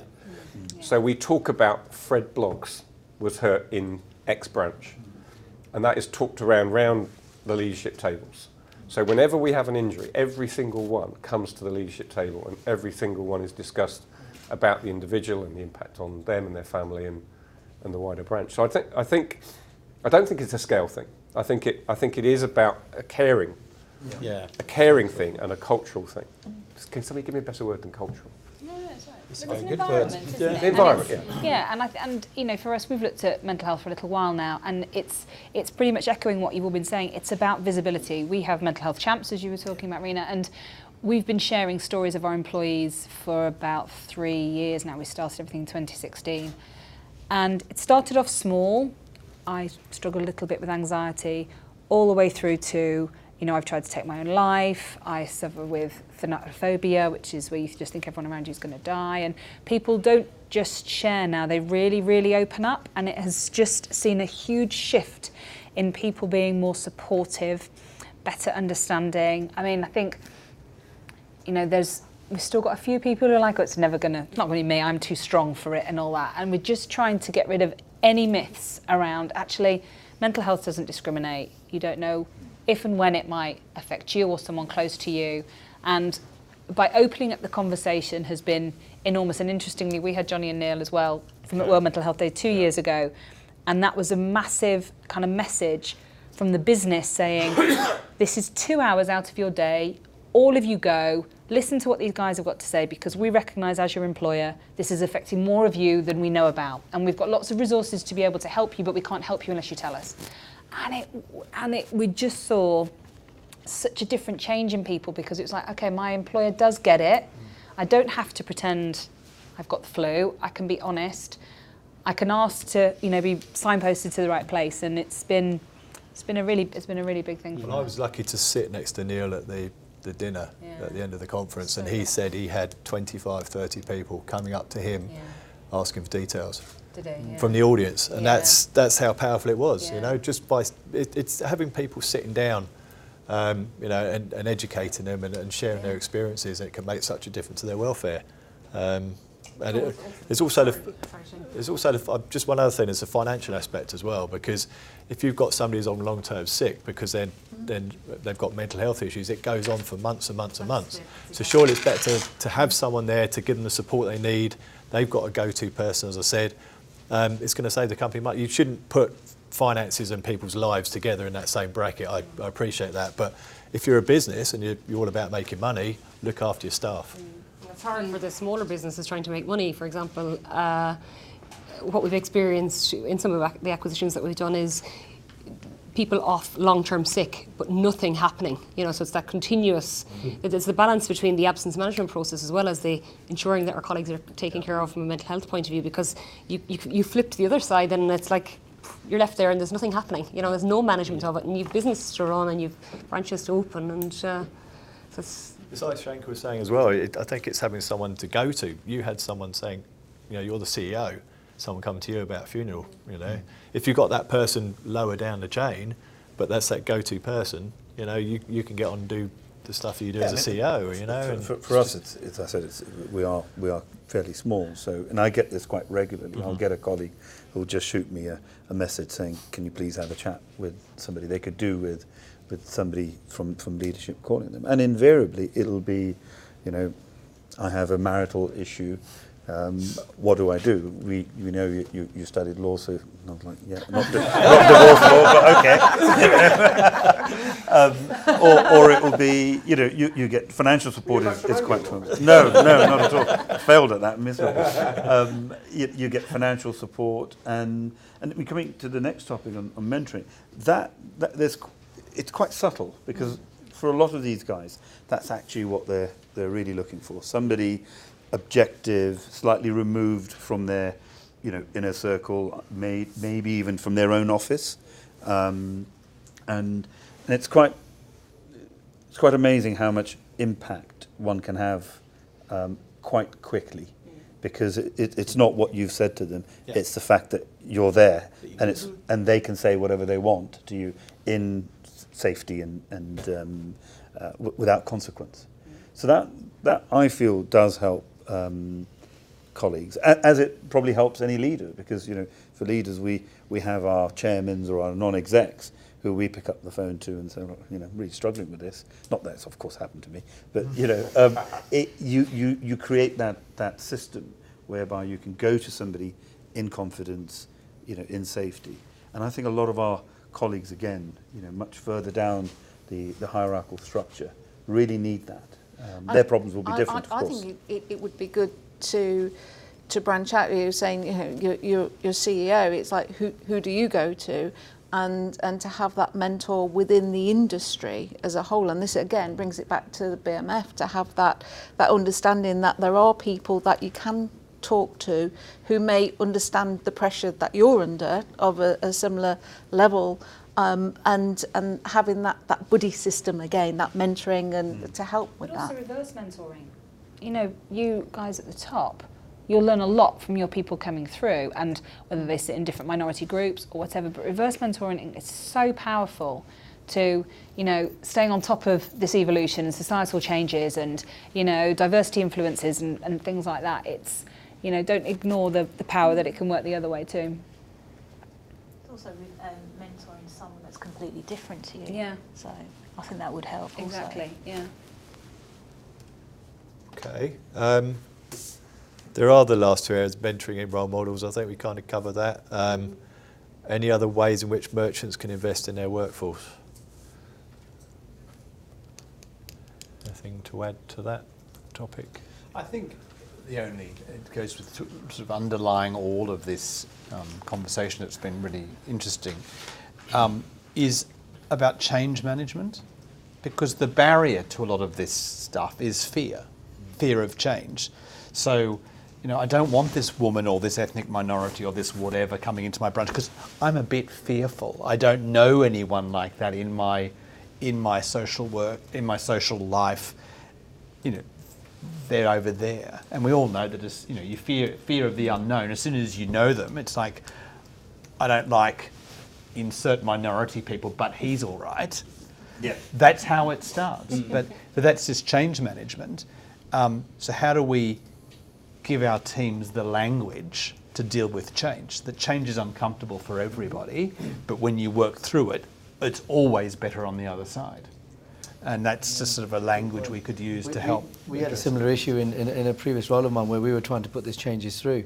And we came across this 4H model, which was very successful. At one point, about 90 people were dying a year in operations, and something had to change. And we talked about culture, and it was interesting, Andrew, you touched on culture. And we hit on culture. They go, well, how are we going to get this thing changed? And changing cultures, I mean, it's a massive thing. And the 4H model was just one of the things. If I can just share that with you, it was basically coming back to some of the points you made, Lynn, around caring. And the 4H's were your two hands. You're trying to get those hands to do something different.